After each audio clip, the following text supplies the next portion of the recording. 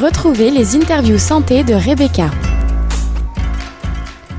Bonjour à toutes et à tous, j'espère que vous allez bien. Je suis heureuse de vous retrouver cette semaine sur Radio JM dans cette émission santé. Ce mois d'octobre sera dédié à Octobre Rose avec toutes les semaines un professionnel de santé spécialiste du cancer sur le plateau de Radio JM dans cette émission pour aborder un thème relatif au cancer du sein.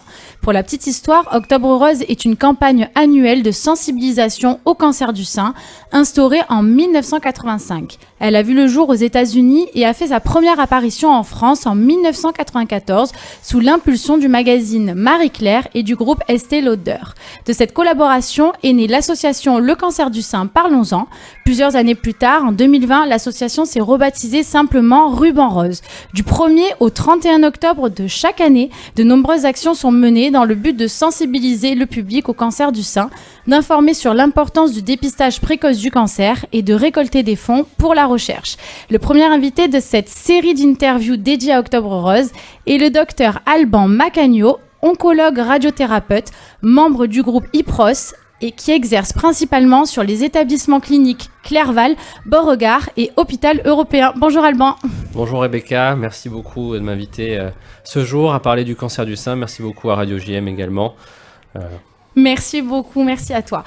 On va commencer par des chiffres, on va faire un point épidémiologie puisque le cancer du sein est le cancer le plus fréquemment observé chez les femmes en France.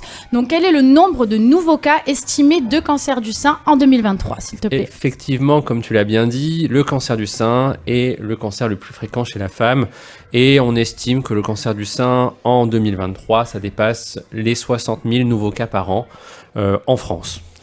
Merci. Donc, quel est l'âge moyen de diagnostic ? Alors, le plus souvent, le cancer du sein se développe chez les femmes âgées de plus de 50 ans et l'âge moyen au diagnostic, c'est 64 ans. Et quel est le nombre de décès par cancer du sein ? Alors, on essaye chaque année de le faire diminuer, mais le nombre de décès estimés, ça c'était des chiffres qui datent d'avant 2020, c'est plutôt 12 000 décès dus au cancer du sein en France. Merci. Pour finir, quel est le taux de survie net standardisé ? Alors, on parle de taux de survie net standardisé parce que c'est un taux de survie que l'on n'observerait que si la seule cause de décès serait due au cancer du sein et qu'il n'y aurait pas d'autre cause de décès.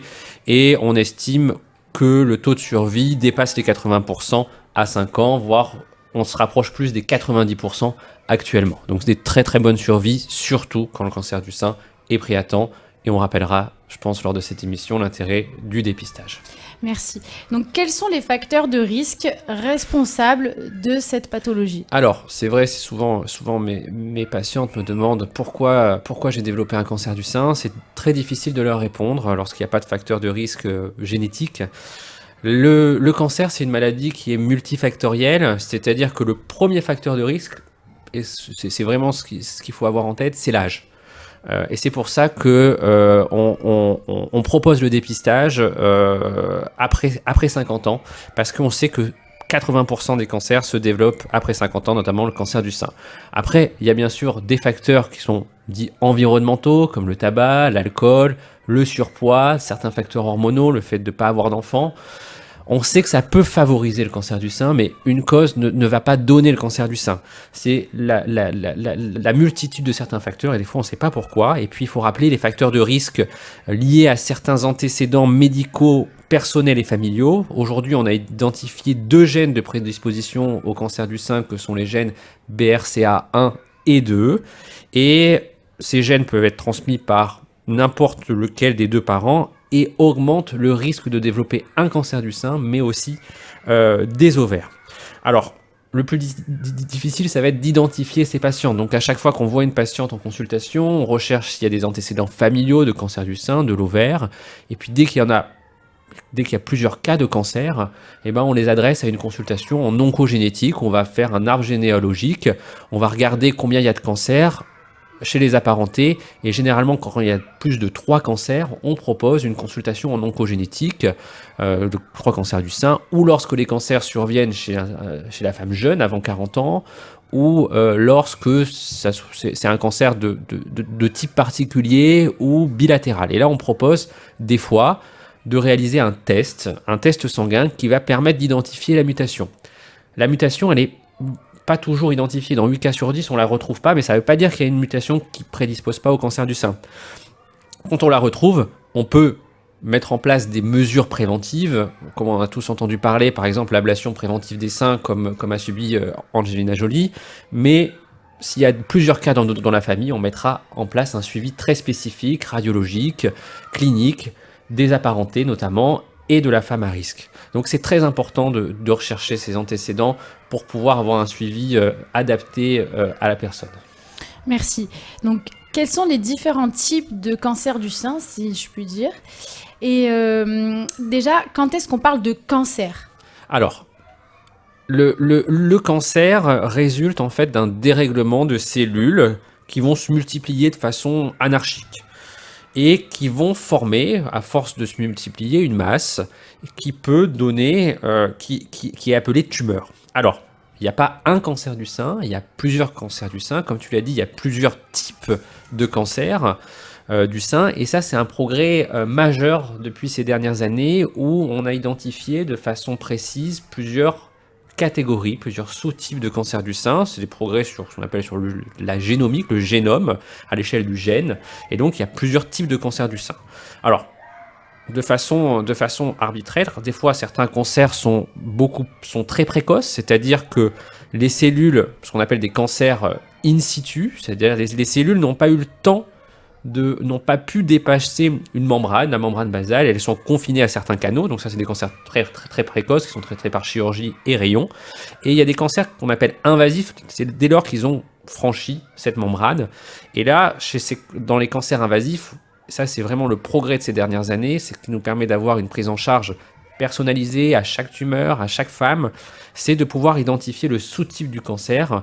Il n'y a pas un cancer, mais plusieurs cancers. Il y a les cancers, comme vous l'avez souvent, on entend parler, les cancers qui sont hormonodépendants, c'est-à-dire sensibles aux œstrogènes, à la progestérone, aux hormones femmes.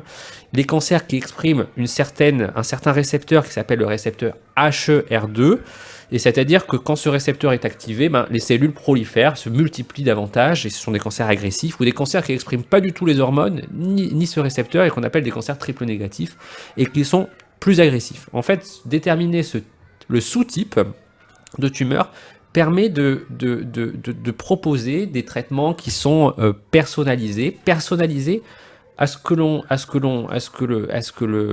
à la tumeur. Et donc, des traitements personnalisés, c'est des traitements plus précis, et des traitements plus précis, c'est-à-dire des traitements qui sont plus efficaces. Merci. Et quand est-ce qu'on parle de métastase? On parle de métastase dès lors que le cancer a donné a envoyé des cellules dans d'autres organes. Alors, le premier, soit le cancer est localisé, il peut être localisé mais situé. Il peut avoir donné également des cellules dans des ganglions. Les ganglions, c'est le drainage normal du sein. Et donc, quand il y a des ganglions, on ne parle pas de métastase, on parle juste de ganglions. Généralement au niveau axillaire, au niveau de l'aisselle, c'est le premier relais de drainage.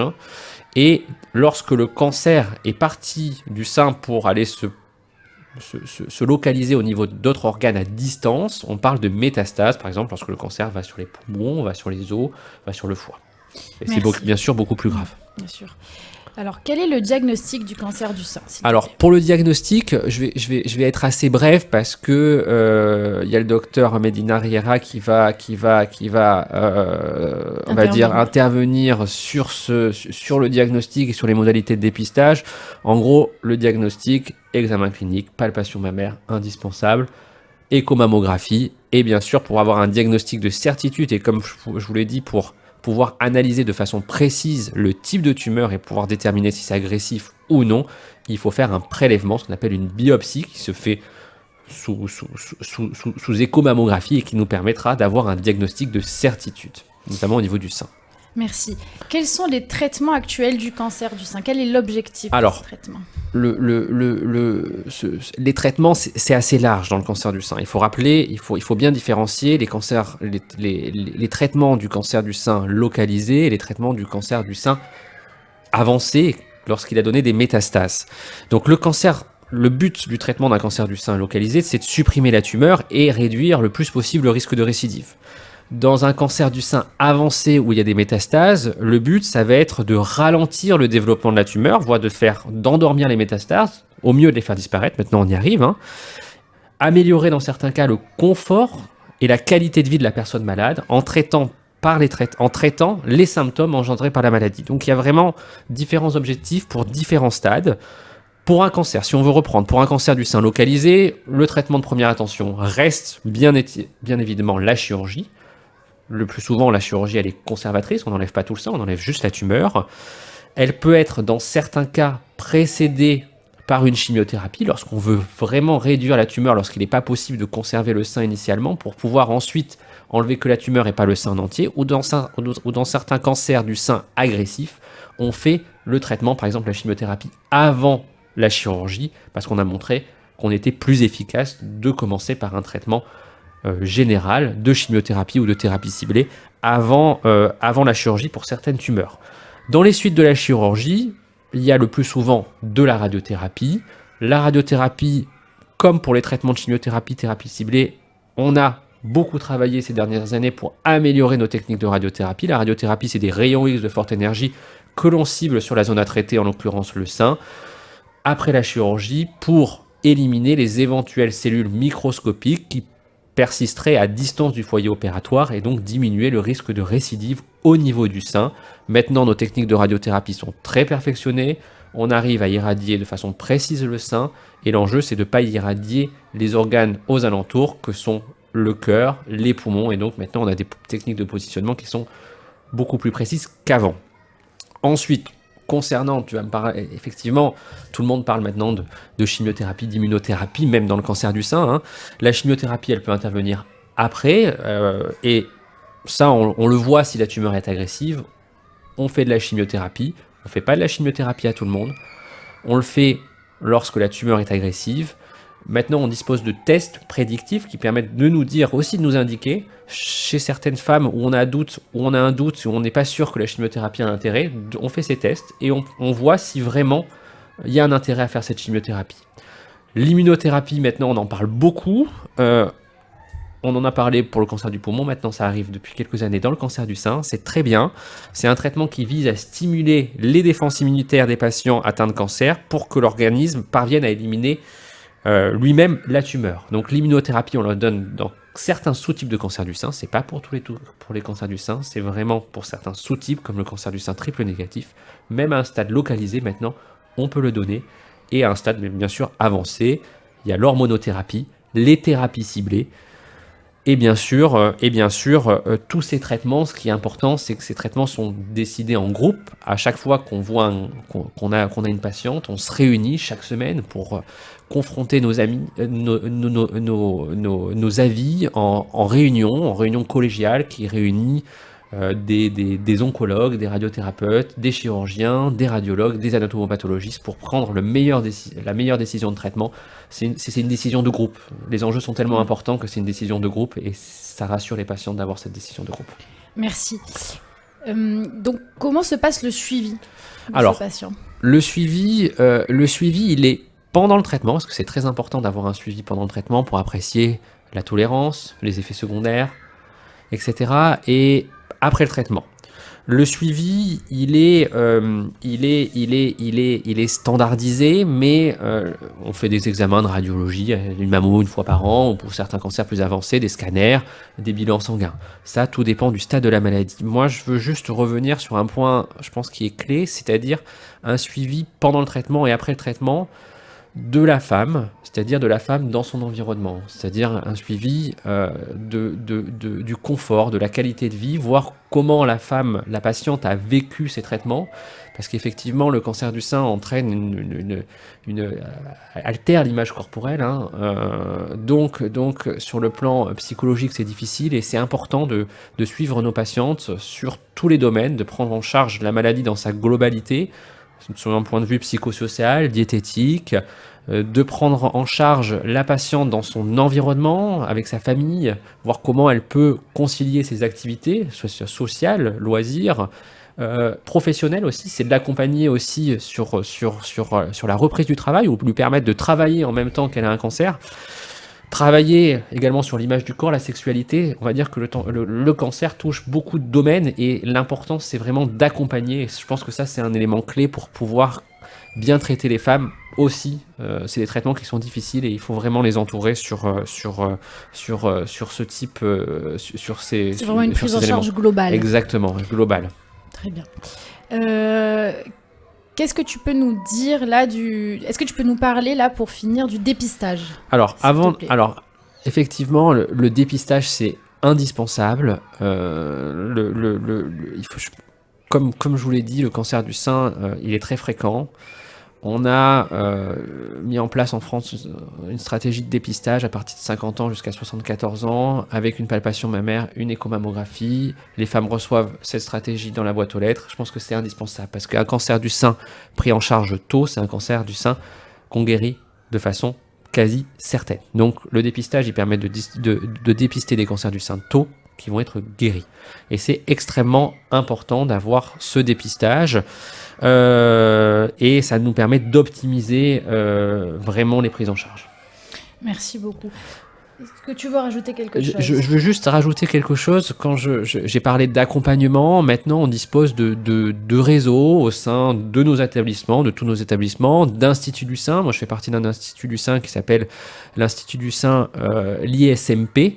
Vous pouvez consulter notre site internet qui permet d'avoir des parcours de soins coordonnés, d'avoir des prises en charge rapides, de donner des informations sur la maladie, d'accompagner les patientes, d'être suivi au long cours, d'interagir avec tous les professionnels de santé, paramédicaux, médicaux, et d'organiser des soirées Octobre Rose à visée d'information des patientes, du public.